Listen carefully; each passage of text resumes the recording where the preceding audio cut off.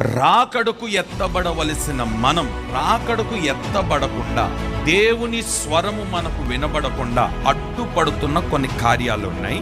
వాటిని మన యుద్ధం నుండి తొలగించుకోవడానికి మనకు మనమే శిక్ష విధించుకొని సరి చేసుకోగలిగితే ఆర్భాటముతోను ప్రధాన దూత శబ్దముతోను దేవుని బూరతో వస్తున్న ఆ దేవుని స్వరాన్ని వినగలుగుతాము. వినాలి అని అంటే ఏవేవైతే మనకు అడ్డుగా ఉన్నాయో వాటిని తొలగించుకోవడానికి మనకు మనమే ఏం విధించుకోవాలంట? ఇది క్రీస్తు శరీరము అనబడిన. దీంట్లో భేదాలు ఉండవు, దీంట్లో తర్కాలు ఉండవు, దీంట్లో మతాలు కులాలు ఏమీ ఉండవు. ఇంకా నీలో విభేదాలు కనబడుతున్నాయి కదా, ఇంకా నీలో సీనియారిటీ జూనియారిటీ అనే భేదాలు కనబడుతున్నాయి కదా. భక్తి కలిగిన ఈ సంఘం తమను తాము శిక్షించుకోవాలి గల కారణం ఏంటంటే ఈ కార్యాలు ఇంకా సంఘములో ఉన్నాయి, వాటిని సరి చేసుకో.